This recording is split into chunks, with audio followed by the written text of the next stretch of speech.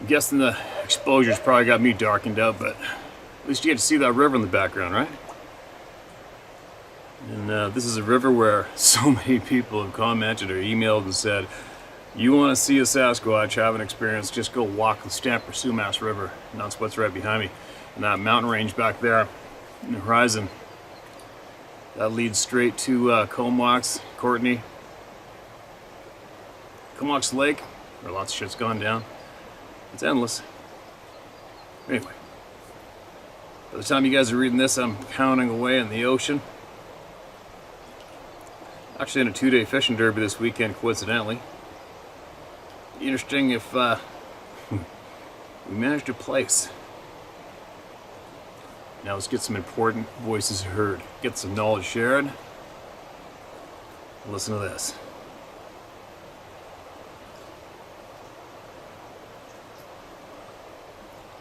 Now, where are we? Weird. Florida. Florida Bigfoot's title this one. Hey Steve, this is Bill. I sent you an email which was very long, by the way, and 2 separate emails with some photos in them. I'm not positive if they got to you, as I don't email very often, but I really hope they found their way to you. Anyway, like I said, feel free to share any photos you would like, but I do have one request. After looking at the photos I sent you, I realized one of those photos of the tree peaker actually says the location on top of the screen. Alright, man. I don't think I've shared them. Alright? But I got this email. I will definitely go back and find them. Alright, man? Thanks for sending that. Voices.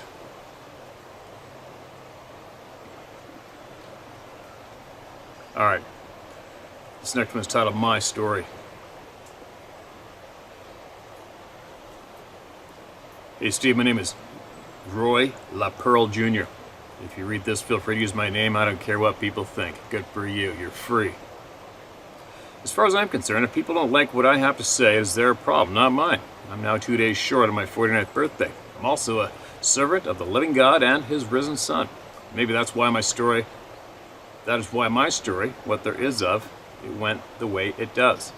My first encounter happened when I was around 9 or 10. My family was at hunting camp for opening of buck season. It was at night, and I had to use the outhouse, which was 30 yards or so from the cabin. It was on top of a mountain with some other camps along the road, but completely wooded alongside and behind. On my way back from doing my business, I was just coming up on the cabin porch when my instincts told me to look up and to the side of the cabin there above the Mount Laurel, which was probably 6 or 7 foot, was probably a 6 or 7 foot tall, backlit by a light on the next cabin around 50 yards away. It was the silhouette of a large bipedal creature. I saw the head, shoulders clearly, approximately 3 feet above Laurel. I could see the reflection of the eyes from the porch light. It was only about 10 feet from me. Fortunately, I was coming back from the outhouse. I ran in, told my parents. My dad and cabin owner went out and checked out, but it was gone. They said it must have been a bear, but I know better. It was way too big and the eyes were too far apart. The second time I saw it when I was around 14, and it was looking at us through the crook of a tree about 9 feet off the ground. There were 5 of us who saw it. While just looking for deer behind our camp at night. This is in the valley of the mountain that the first sighting happened, but 90 yards away this time. We checked the ground in the daytime, and all the grass was flattened. The third time I was in my late 20s. My wife and I were sitting on the porch of our camp watching the mountain in the evening when we saw one cross a power line. Sorry so long. People commented they want to hear my story, so there they go. Keep spreading the truth and God bless. Alright, short and to the point. Hey Roy? Welcome to the club, man. Sounds like you've been in it for quite some time. It's endless. It is endless. Well, those are recent. I gotta get back down the list. What's this one? Grandfather's friend. Hi Steve, CH again. I have a question for you. Why does it seem like the more you try to figure out about these beings, the more you hear about them from people around oneself? I don't go asking random people, hey, you ever seen a Sasquatch? It's just people randomly bring it up. I went out for breakfast on May 28, 2022 with my wife and son to a local restaurant and ran into one of my grandfather's friends, who we'll call Mark, and that I've known for many years. He's 94 years old now and still pretty spry for his age, and knew my grandfather since he was about 29. As I've said in previous emails, my grandfather passed away back in March. Anyway, Mark invited us to sit with him for breakfast so we could visit. We sat and ate breakfast with Mark, and after breakfast he invited us over to his house that night to barbecue and to let my 4-year-old son fish in his private pond on his property.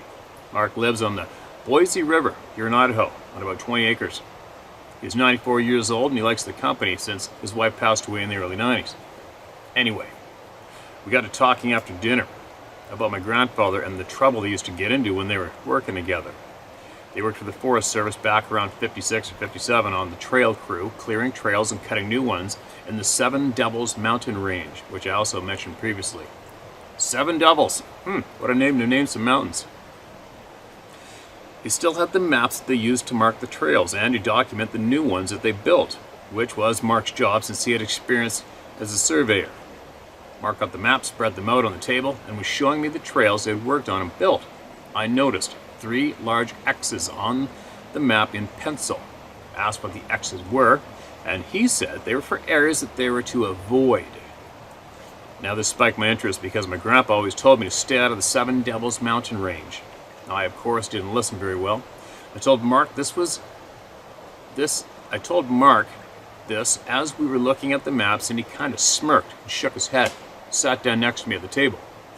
He asked me if I'd seen anything weird out in the mountains while hunting or hiking, and that my grandfather, Red, had ever told me anything about Sasquatch.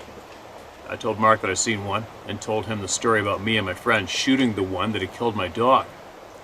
He sat there shaking his head the whole time. Then noticed I was done telling him all this. He looked at me and asked, after all that, do I believe they are real? A couple people behind me, man and a dog. I told him I know what I saw, that it wasn't my imagination that I had killed my dog. Mark then told me that the X's on the map represent every time they saw a Sasquatch when they had worked for the Forest Service. He said that my grandfather had been there all 3 times, that they had seen one, and that it had scared my grandfather to the point he almost quit his job. After Mark told me this, I was kind of in shock that he was telling me this and that my grandfather never had. I asked him why it had scared my grandfather so bad and why he was telling me about it now. His reply kind of stunned me. Mark told me that the boss of the trail crew had reported it to his boss and that the boss said if they ever spoke of it, they would be fired on the spot. Pricks. Mark told me the reason he was telling me this now is because I'm always out in the forest, that now that my grandfather was gone, he was the only one still alive that had seen it. He said that he was positive it was the same one on all 3 occasions. He said it was about 9 feet tall, had reddish black hair, and that it had a grayish streak of hair on its left shoulder. He said the shoulder width was about 4 feet, that its arms hung down past its waist, and that it had brownish eyes that looked almost human. He said its hands were large and the fingers were void of hair, and that it never made a noise on the 3 times they saw it. He said it was definitely male. He asked how he was able to make out these details so clearly, and he said that they were only 30 feet from it in one of the 2 occasions.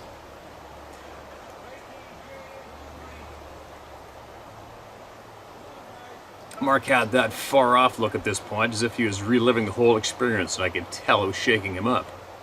I didn't want to keep asking questions because it still obviously scared him, still to this day, but he kept going. He said the Sasquatch never made any threatening moves or threw anything at them, but was almost curious about them.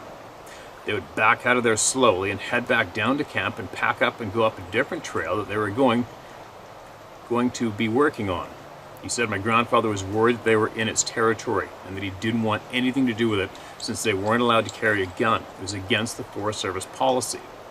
Mark said that after that year, the Forest Service closed those trails and stopped maintaining them. He worked for the Forest Service until he retired in '98.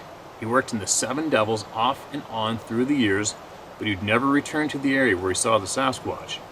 After telling me this story, he folded up the maps and put them in a gallon-sized Ziploc bag and gave me the maps and told me to keep them and to mark on the maps if and when I ever see one of these beings again, and to make sure I tell my wife and son about them and to not hide it from them. He said they needed to know that these beings are out there and could possibly be dangerous. Mark telling me this has answered some questions for me, but has also brought up new questions, such as, if the Forest Service knows of these creatures, why are they blatantly hiding the information about them? Why are these beings showing themselves to us? And still, the question I want an answer to is, why kill my dog? These are questions I would like answers to.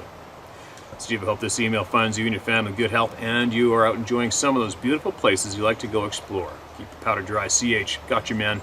Really, really appreciate that. As soon as I hear of the senior population of our communities speak out, I listen intently. They're possibly one of the last few tainted individuals today, right? I want to know why as well. I've said it a few times. Why the dogs? Why? And why are they lying? And I have a feeling that our favorite scientists know why they're to be silenced, and I'm really hoping that in the package they are creating, they're gonna directly tell us why, because they said flat out the government knows. Not that I give a shit about the government. I want to know why the truths are held from us. I don't give a shit who is ultimately responsible for holding back the truth. I guess I do, but I want to know why. Why? I know the government, people in government are too stupid. That's a fact. Smart people don't go into government. And just like, I believe it was Edgar or the other scientists who shared previously that even the president is only there temporarily and does not have access to all the true secret knowledge is kept from us. Right?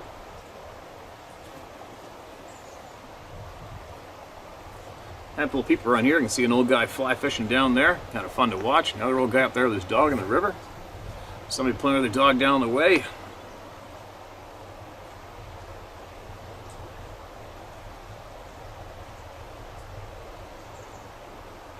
Alright, here we go.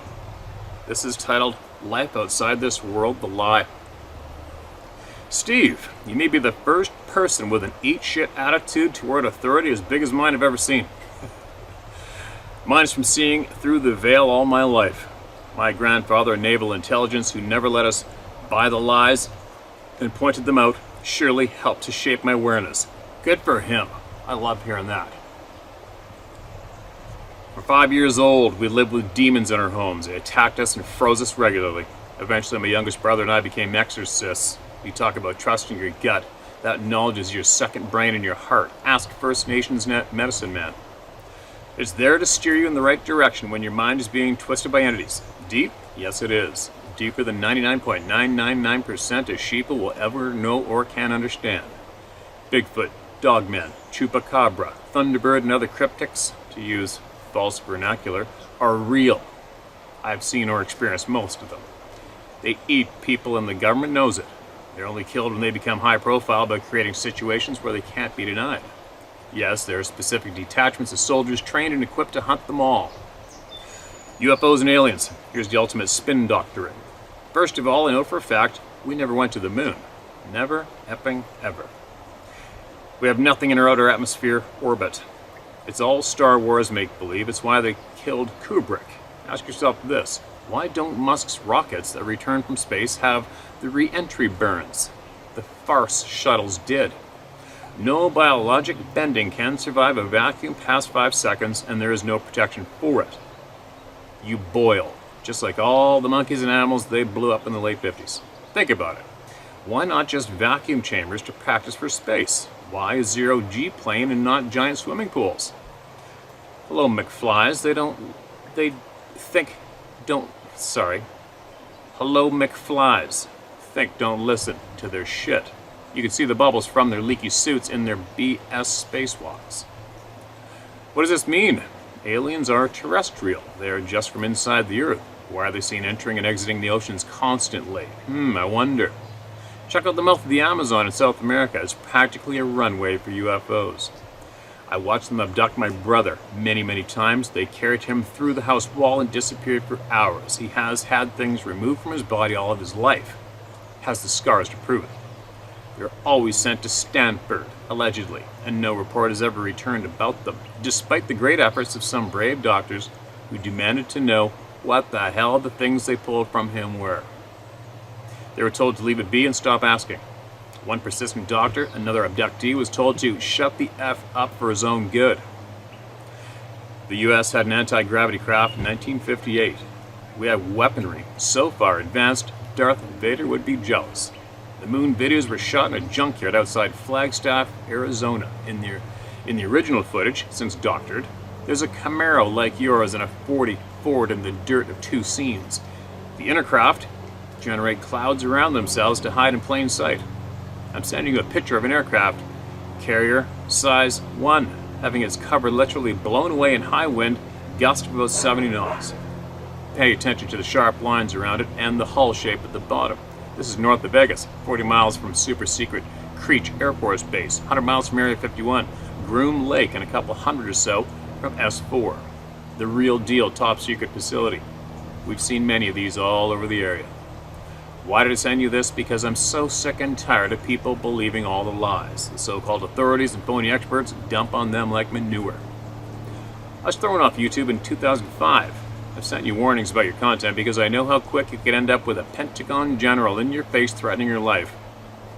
Bring it on. He's just a human being. I'm old and I've been where 99% of people will never go. I've died and come back, seen hell, battled demons from 6 years old, been pulled from my body by an angel, been attacked by demons in the flesh, and more crazy things movies are made of than you can imagine. I'm sick and tired of people buying the enormous shit show created to keep them in chains. I know, you know this in your gut. As well, nothing you hear from any government is true. It's all to control and fleece the masses. Nothing to see here, keep moving. I can tell you this for sure, Steve. Time is short, but then you have that knowing in your gut already telling you this, don't you? I know you do from what you say.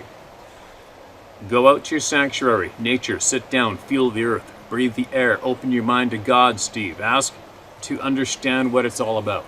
No peyote, no medicine men, no physicists, just you and the Creator of everything you live in. Be still and listen. You were chosen for what you're doing here, Steve. Find out why. I'll be praying for your encounter with the Creator. You will likely be answered in dreams and visions over time. I'll also be praying the entities of the enemy are barred from your mind. Those who don't recognize God and the spiritual world will never know the truth and perish eternally. Your watcher, Mark. P.S. I'll quote a Pentagon general. I don't want to be on Earth when people learn the truth. And there you go. Take from it what you will, people, or leave it. I can relate to a lot of what was just said there. Appreciate what you just wrote and shared, my man. Appreciate it. If I could have an aggressive Pentagon general show up in my face, I would probably love that myself, as long as it was in private and there's only two of us. Take from what you will or leave it, people. And if you want to email us back with more detailed information of what you know, how you know it, I'm sure many people would be interested to hear from you again, all right? Now, moved to Alaska, drove the Alcan. Hi there, Steve. This is Ariel Mitchell again. I recently moved to Alaska and have had a couple of things happen since I last rode in. On my drive through Canada, which I gotta say, BC is absolutely gorgeous. It's really a shame to have such a beauty place run by such bad people. I agree. I would make stops every 8 to 12 hours to take a cat nap before jumping back on the road, and most of these stops had nothing out of the ordinary except for one stop, which was right before I crossed into the Yukon at Beaver Dam Creek stop, which I can tell you right now has a shitload of Sasquatch sightings there. We were the only vehicle there and it was starting to get dark. We noticed immediately that there were lots of large canine prints in the snow and thought it might be wolves. Not positive on that though.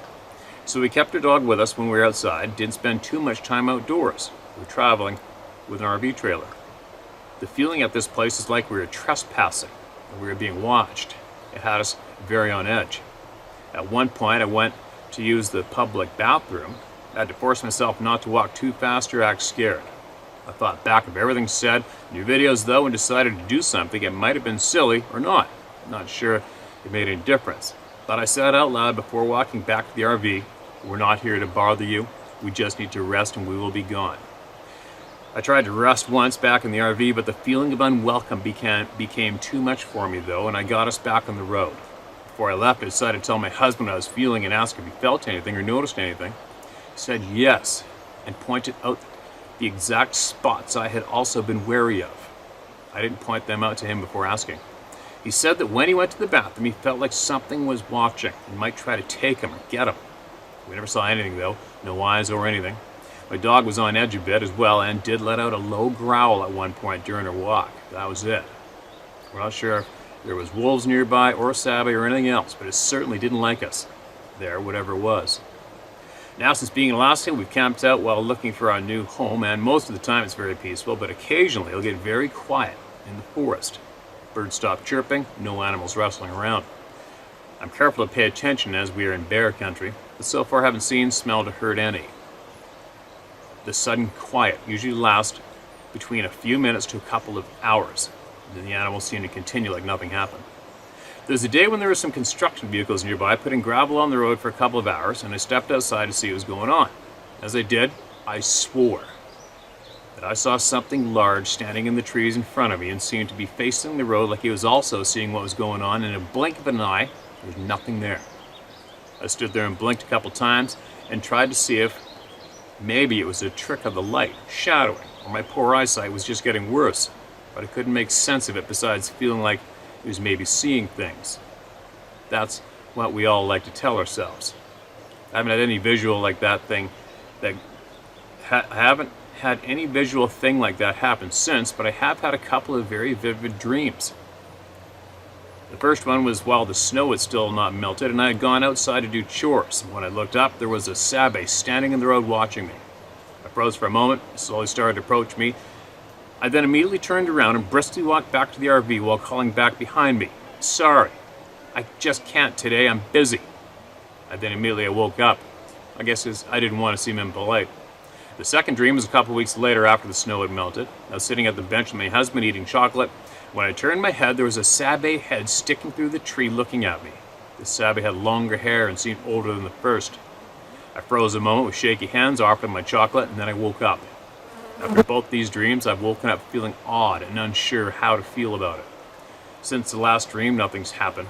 I wonder if, like some have written in about, they are testing me, or if the activity is just slowly ramping up, or maybe I'm going bonkers. You mentioned a couple times in the past that government keeps this stuff from the people because of the belief that we couldn't handle it. And at first I disagreed that people wouldn't be able to handle knowing, but after listening more and more and thinking about it, I can understand how that would be true. For some like me, who have been learning slowly, it's easier to take the information in, while for others like yourself, when it's suddenly thrown in your face, most have a hard time taking it in and wind up with PTSD or extreme fear of going out again. With that being said, thank you, Steve, for what you do. We need you to help us learn about the things going on in our world and what beings are here around us without our knowledge. Without you on here, a lot of us would be going around getting scared shitless and feeling alone. Anyway, I'll write in anything if anything happens again. We'll be moving into the Chugach Forest. Not sure if there's been any activity reported out there. Stay safe out there, everyone, and don't forget to live and let yourself enjoy life. Absolutely appreciate your email. Really appreciate it. The Chugach, I hiked up into the Chugach Mountains solo by myself 3 times. One time I left a handful of trail cameras on a slope way off anywhere anybody would ever be walking. I found a bunch of doll sheep fur rubbed off on these rocks underneath this big spruce tree, and I strategically strapped some cameras on that tree trunk to get trail camera videos of the rams, the sheep, and then I went back a year later and every single camera was gone. Like, what? That just did not make sense, but it is what it is. That's all I got for that zone. I didn't feel uneasy there at all, except when I bumped into a grizzly bear once. But anyway. I suppose I should probably be getting going on, unless I get a short one here. I just went to the dump, took a truckload of stuff there, and I'm supposed to come home, pack, and leave. Sarah's probably wondering where the hell I am. Wow, this is a real long one. I'll have to read this one later. The title's Bigfoot Grabbed Me When I Was 11. Holy shizzle. I'll mark that one as number 1, so that next time I crack it open, it's in my face. How long's this one? Here's another real long one. This is titled Several Up Close Encounters and Close Calls. I'll have to mark that as number 2 for next time I come out. Here's a short one. We'll close on this short one right here. There's no title. Don't know what it says. Well, my name is Mountain Man because I spend a lot of time in the mountains through the year and I live in New York. I started to watch your videos on YouTube. I want to tell you one of the many stories I have about having interaction and experience with the one that some call Sasquatch, Hairman, people of the woods, shadow walkers, and Bigfoot. So this one interaction which I had was back in the spring of 2008. It was the first weekend of May and it was spring turkey season. My hunting partner and I was sleeping in a lean-to deep in and remote area of a mountain. It starts to rain around 1 in the morning and I was awakened from heavy breathing just feet away. First I thought it was my hunting partner, but then the smell hit me. I thought it was a bear, but when the lightning flashed in the background, I saw a Sasquatch standing there. And then it started coming in the lean-to with us.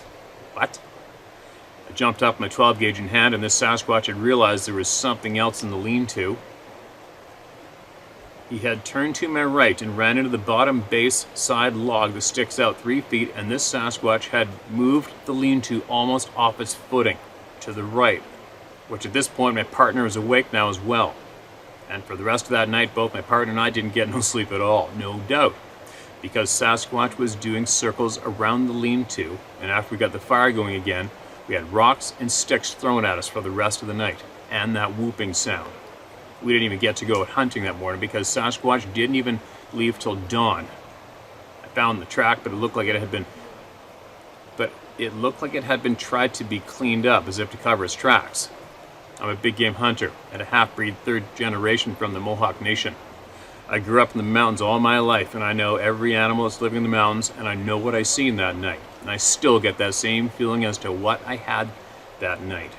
And yes, you can read my email in your next video on YouTube, and if you'll be willing to hear the rest of the interaction experience I had with the Sasquatch, I'll be more than willing to do so. Sincerely yours, Mountain Man. Of course I want to hear it. Get it in, man.